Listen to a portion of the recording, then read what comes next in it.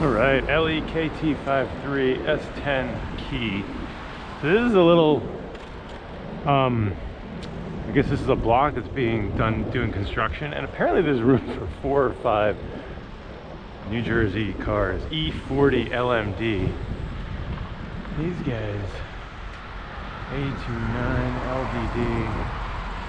LDD. So there's like a dude right there just filling his Mercedes with Jersey plates with gas. And a couple other guys just sort of hanging out in their parked cars as well. Some of them have Jersey plates, some of them New York. This is really like parked, just parking. The curb is really your personal garage. Like, I don't know, off to a great start this morning. It's Tuesday morning, beautiful, beautiful morning. I think there's alternate side parking right now. So here along Morningside Avenue, you've got all these people just sort of watching, looking at their phones. Every single person is looking at their phone. It's 9:30 a.m. so I guess 9:30 to 11. I don't know, maybe they're just gonna sit here for 2 hours because it's the beginning of alternate side parking. So that's kind of interesting. Yeah, I mean, you can see like right here, the whole block is cleared out, but then I don't know, I guess maybe it ends up there. Any case, yeah, that whole line of cars, I mean, dozens and dozens of cars. All the drivers are literally just sitting inside their cars, looking at their phones, hanging out. Yeah, nobody's in here. I think I missed the sign. Let's see what it says. 11:30, that's why. 11:30 to 1 is when you'll see all of these owners hanging out. So, to be fair, or a great idea actually for activism on the street might be to go during alternate side parking, because that's when all of these people have to move their cars. And so they, should I go here or should I just go in the, just gonna go on the sidewalk here? I don't want to deal with this stuff. Tuesday morning, commuting on Bike Talk .nyc.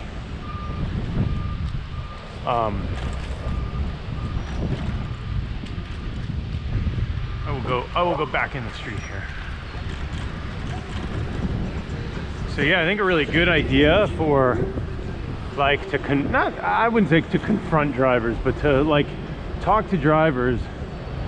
These are the people who, oh my God, come on, man. This is one lane. You just made it that much more annoying for me to come around. So in the GoPro, it does look like there's almost no room here, but there's a good couple of feet. The issue isn't, you know, these are all basically parked cars, so it's not super dangerous to go going between all these cars and buses and stuff. When there's room, when there's no room, it's pretty scary and frankly just really frustrating, because you're reminded that you really don't have any, there's no space that's carved out for you as a cyclist. And so you're then kind of forced to go, who's honking? They're all honking. This guy's honking.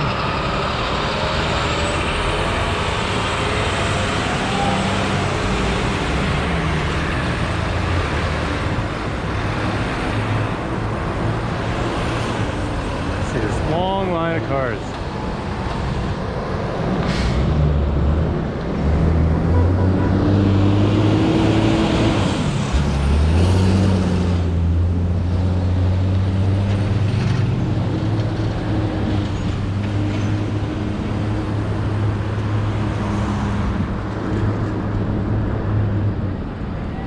So yeah, you look at this, you're like, all right, this guy baked in Brooklyn and about, 25 children crossing a street with no lines because it's just got repaved. This box truck driver making a right turn. And that's like Pretty scary. That's so common that you don't even think that that's like a scary or threatening or dangerous situation, because it's like, well, I don't get it. That's just how New York is. But like, that doesn't really exist in a lot of places that take safety pretty seriously. You would have staggered lights. So you'd say, all right, well, you know, the drivers can go and everybody else stops. And then the let's see, I can go here, yeah. Right, so drivers can go. And then the pedestrians go. So that when you have you know, 25 children crossing a street like that, a giant road, they have a dedicated light. There's no misconception, no confusion as to who has the right of way.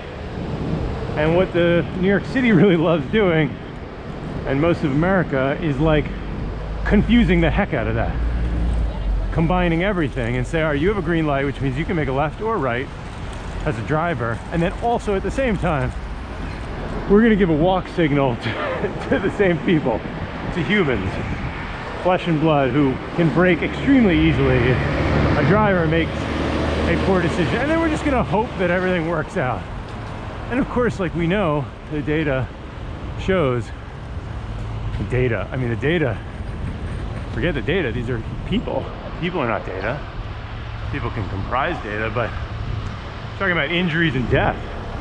We're talking about families.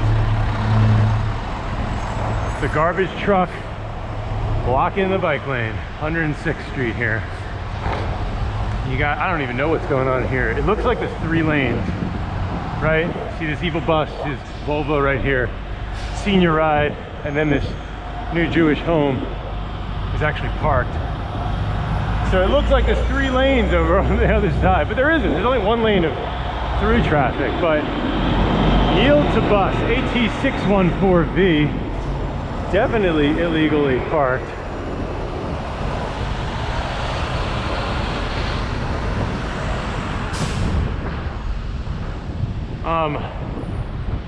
And so yeah, if you really took children's safety, that woman is just straight up texting G18JVT, V as in Victor, just sitting there just texting while she's driving. Keep in mind, it is 9:30 in the morning on a weekday. This, you know, school is in session, there's children out, there's tons of parents. It's basically go to work time, right? It's rush hour and go to school time. I mean, go to school was maybe an hour ago, but still, like, people go to all kinds of other types of schools that have different start times. So if you get caught doing any of these kinds of things, it should be like very, very serious consequences, not like a little slap on the wrist, because you don't understand how dangerous this is. Thank you. I'm going here because T781541C is blocking the bike lane, waiting for a passenger or something, who knows what. Don't care. There's room right over here by this hydrant. There's room over here by, I don't know, this no parking zone here. You could just go there. But instead, they wait on the bike lane. That's why paint never works. It does not work. Concrete works.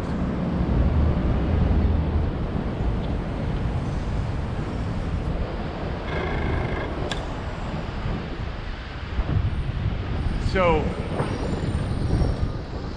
yeah, so back to what I was saying, I think a good way to interview drivers, you could really do a really interesting person on the street interview of these drivers who somehow have just tons and tons of free time. I would ask them a bunch of questions. Here's what I would ask them. How much time do you spend like in your car waiting for this alternate side parking? Because a lot of those people look like they were literally just settling in, like it was 9:30, the movie was starting, and they were gonna watch, you know, a 2-hour movie. at 9:30 in the morning on a Tuesday. So number one, like, how much time do you actually spend in the car? Like, are you coming after street cleaning, before? Do you park? Do you move it somewhere else, just park it, and that's your day? Or do you like move it somewhere else, double park, wait, and then have to move it back, but you have to sit through the whole thing? What do you do for a living? Like, what enables you to do this, you know, this dance, this parking, alternate side parking dance, which, like, you would assume people with regular day jobs couldn't really do. It's very hard. I mean, I'm leaving for work. I'm sort of flexible, you know, I'm somewhat flexible, but I definitely couldn't just show up at like noon at 11, you know, I'll leave at 11:30 after like parking. Guys, I just have to, as part of the terms for my job, I'm gonna have to show up at noon twice a week, you know, because alternate side parking. So I actually have to, you know, sit in the car for 2 hours. Imagine if that was like what you negotiated as your terms of employment. You're like, no, I don't want days off. I don't want extra days off. I don't want higher compensation, my salary. I want my compensation to be, I can just come in late because parking is that important to me. Free parking, sorry, free parking. Not free parking. Free parking for you. Subsidized parking for the city, because the city obviously has massive opportunity costs baked into that. It's a subsidy. I mean, keep in mind, like, the whole reason you're doing alternate side parking in the first place is for street cleaners, which are vehicles that are operated by the city to clean all the crap that's underneath and collects in the crevices and cracks underneath and behind the cars that are all parked because they're stationary for such long periods of time. You know, days at a time, maybe longer if they're just not moving and collecting tickets, right? Whatever. And that's all paid by the city. Like, it's not like the drivers are paying for that. That's taxes pay for that.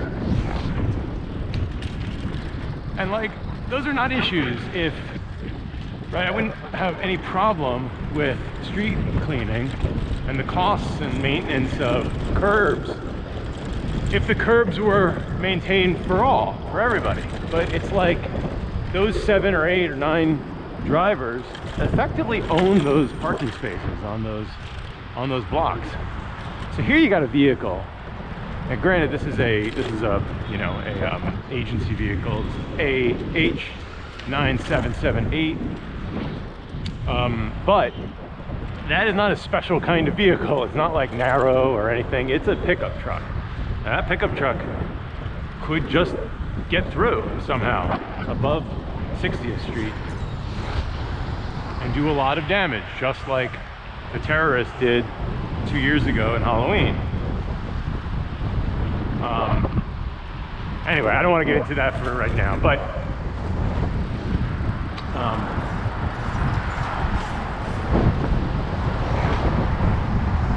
let's just appreciate this view here, how beautiful it is. This is the Hudson River Greenway, West Side Greenway, Hudson River right here.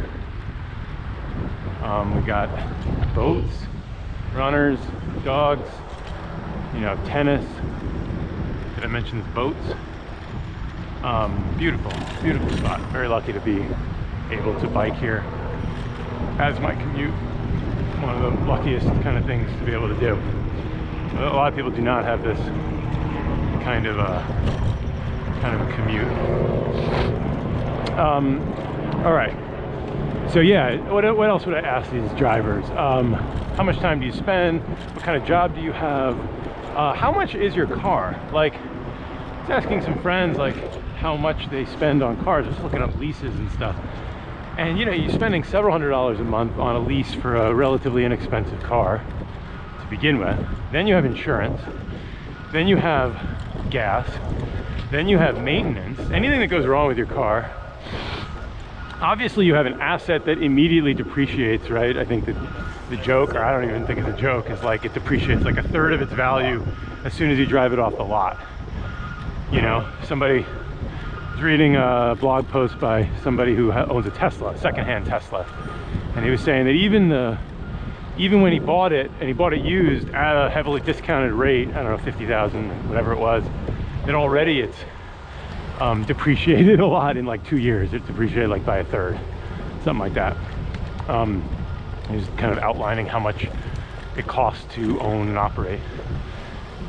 So you've got all these costs. I think it ends up coming to like $6,000 to $10,000 a year. The average, according to the AAA, I think is like 9,000 or something, or 8,000. Depends on the size of and kind of expense of the vehicle.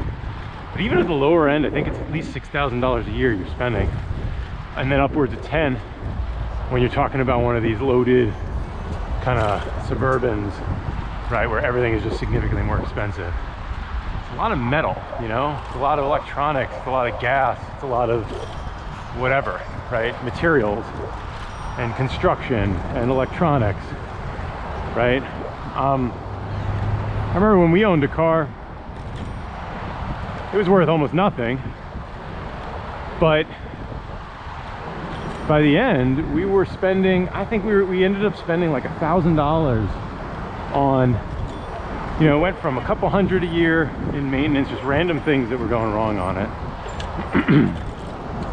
Random things, bring it into the shop, the auto shop, which is, by the way, a huge hassle. I would have to drive this car down right here where you see there's just bumper to bumper traffic, all the way down to like 34th West Side, take it to an auto body shop, whatever, have them quote me something and run some diagnostics.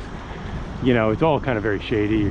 They're like, well, this and that needs something, and this needs something. I don't know what's going on. And then they're like, well, this is the bill. And they're like, all right, this is just not worth this at all. And I think by the end it was $1,000. And I was like, this is not worth this car anymore. This is not worth taking care of. We have to get rid of this. I think got traded in as a Subaru. I traded in for like $3 grand.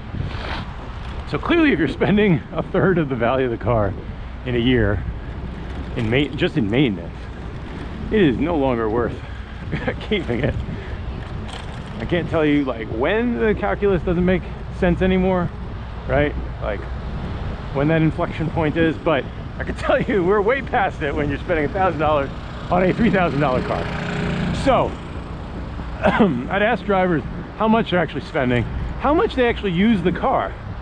Because if you think about it, like, they're doing alternate side parking because they're just not using it very much. Our friends were saying they use it maybe once or twice a month on average for the entire year. And when they use it, they're going out to different, you know, kind of far-flung places, like wherever, you know, in Long Island or beaches or whatever. So it's far. It's not like they're using it for daily activities and commuting or anything. But still, like, if you do the math, you're like, well, how much is that per trip? You know, and is that worth it? And what are the alternatives to that?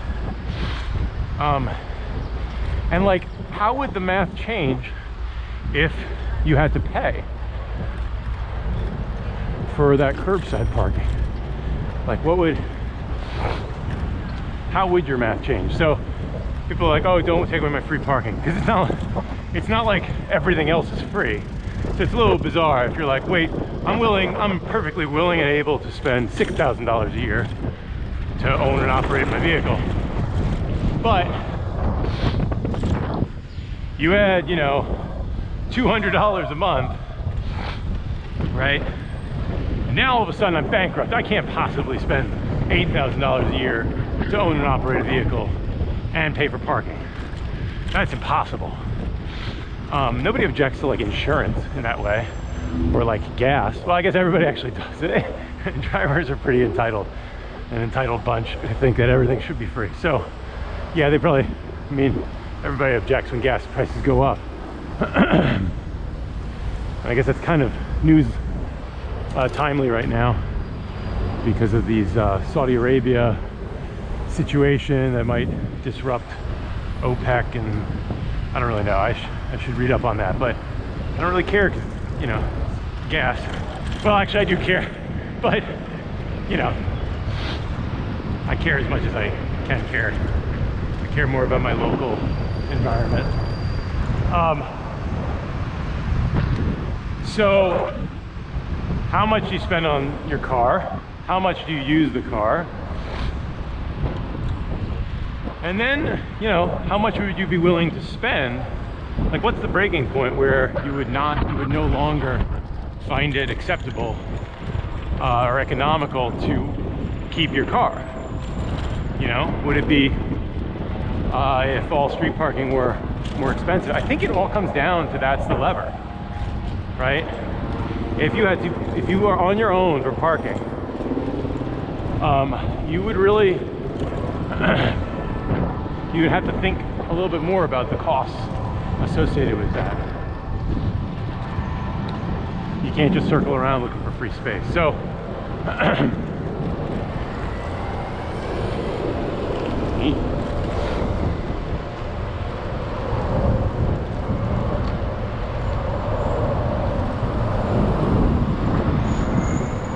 bikers must yield to pedestrians. They're not bikers, they're cyclists. Bikers are people who ride motorcycles. I learned this, I Googled it, because I wanted to be accurate. Cyclists are people who ride bicycles, like two wheels bicycles, you know, with pedals. Bikers are like a biker gang, or a biker crew. They are motorcycles, people who ride motorcycles. Let's talk a little bit about, let's see, noise and vision, hearing and vision.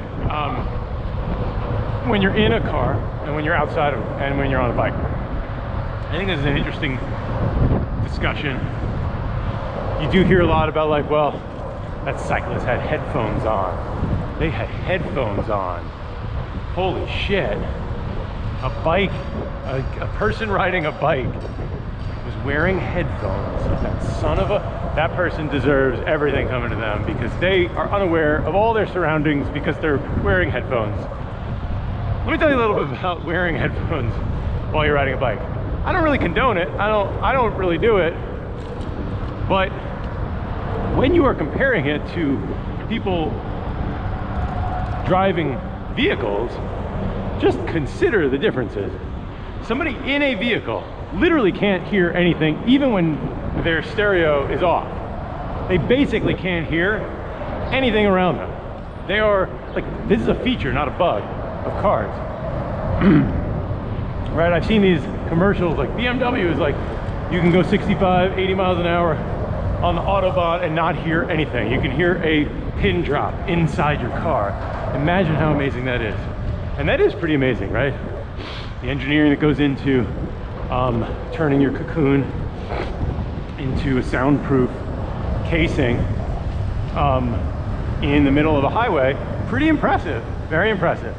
Taking that soundproof casing and then driving 30 miles an hour through a city where there are pedestrians and cyclists and all kinds of things all happening in very close proximity, where there's lots of different elements that you really should be aware of, not the best idea.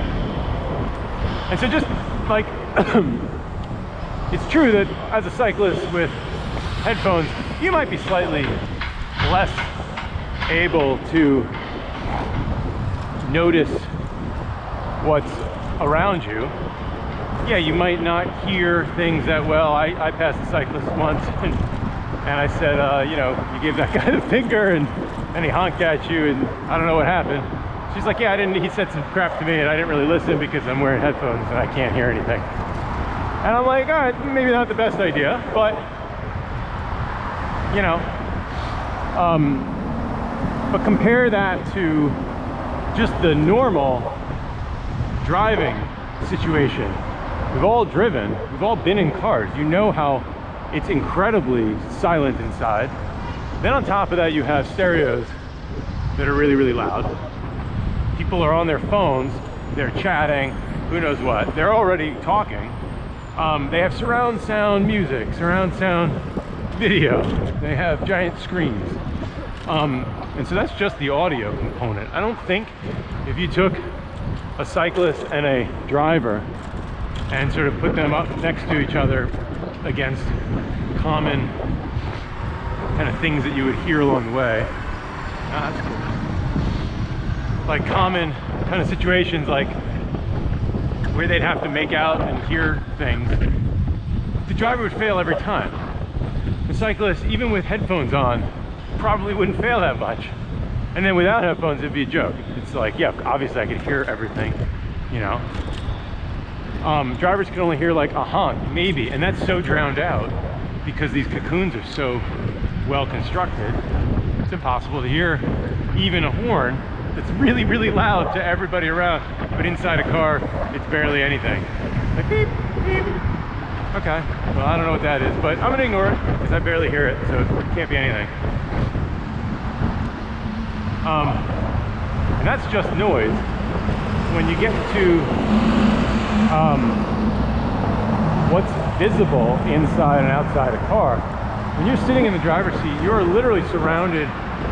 If you imagine your peripheral vision, everything is blocked off. Like, look at these cars, they're entirely enclosed. You have screens and nothing but blind spots. You have rear view mirrors, but you can't really see to the side of you unless you like turn your head, right? You literally have to turn all the way over in order to see anything. I've been in car, I mean, I've driven a lot. I know what it's like. Everybody knows what it's like. Like, all these cars are constructed basically the same way, with just tons of built-in blind spots. They call them blind spots, like that's just like, yeah, that's just the way it is. You know, there's no way around that. Meanwhile, if you're on a bike, like, look at what I can see right now. I have such a wide peripheral vision. Nothing obstructs my vision. Zero. The only thing I can't see is right behind me, right? But I can pretty easily go like that and see behind me. But if you think about it, you know, you can have such wide peripheral vision. I can turn my head, I can look up, I can look down, like I can see everything. When you're in a car, you're pretty, like, you're restricted in a lot of ways. You also can't communicate. Like, I can communicate to other people pretty easily. When you're encased in a car, you're unable to communicate at all to the outside world. All you can do is like beep, beep, beep, beep, beep. It's, imagine if I could only communicate with people by clapping at them. If I clapped at you, what would you even think I was talking about? It doesn't make any sense. I'm like clapping to say, I'm here. Am I clapping to say, get out of the way? Am I clapping to say, there's an obstruction in the road and be careful, or something like that? You would have no idea because there's literally no context when you honk. But here I can say, hey, on your left. It's a very casual kind of thing that people say. You can ring your bell. Ringy dingy ding. Whoa, that guy's just cruising.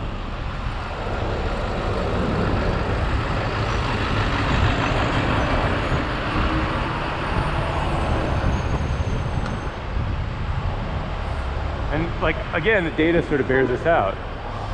Drivers are always like, I didn't see him. I didn't see them. It's in my blind spot. As if that's that's an excuse. Your Honor, he was in my blind spot. Oh, okay, cool, no problem. That's not a failure of our transportation and our, you know, our design of vehicles. Nothing else matters. All that matters is that you didn't see him because you didn't really look or whatever. We won't dig in. But when you say that, it's a get out of jail free card with the police, particularly if the victim is dead. Because once they're dead, they can't provide their side of the story. And the police basically just report whatever the perpetrator says as fact. Which is really bizarre, because that's not how any other police interaction works. You're not like, I was just robbing a bank here, and they're like, well, what happened? Oh, sorry, no, I just didn't see the money or something. I didn't see the door. I didn't realize it was a bank. I thought it was my home. And I was just going and taking some things, collecting some things. Oh, you didn't see? Okay, no problem. Be on your way.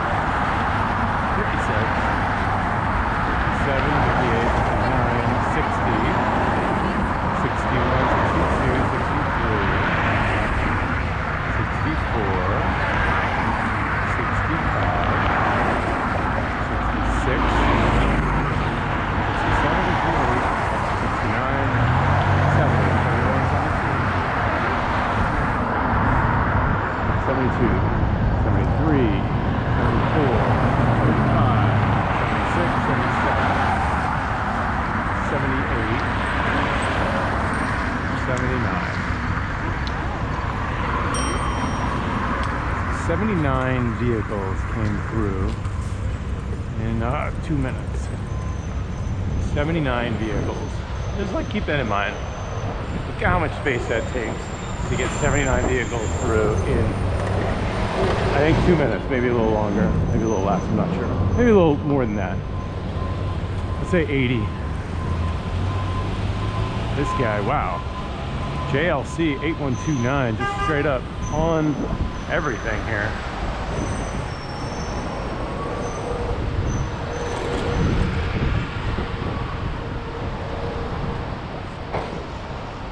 Every one of these cars is parked illegally. NYPD, NYPD, some crap in the window, NYPD, NYPD, NYPD, or FDNY, I don't know, I can't tell. This guy's blocking the thing.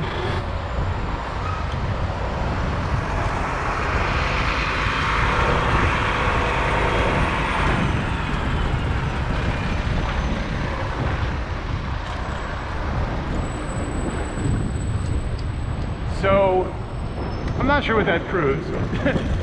80, let's say 80 vehicles can get through one green light, right?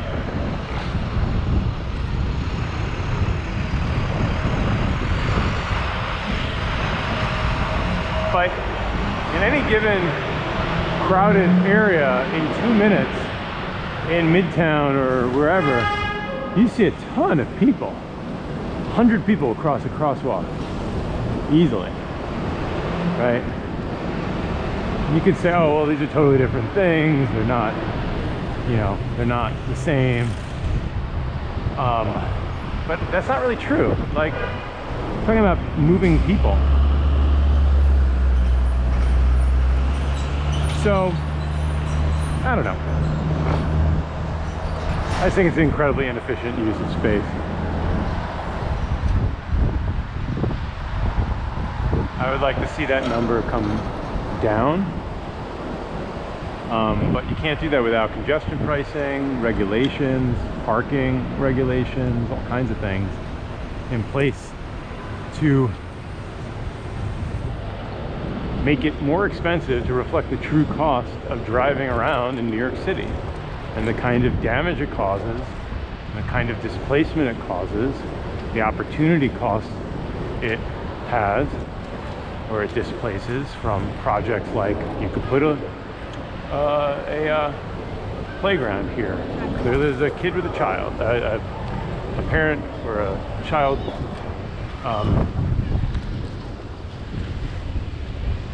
sorry, a caretaker with a, you know, with a child or a mom or whatever.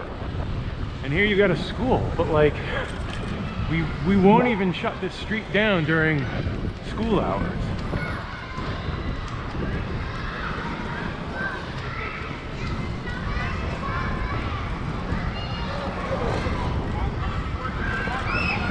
Anyway,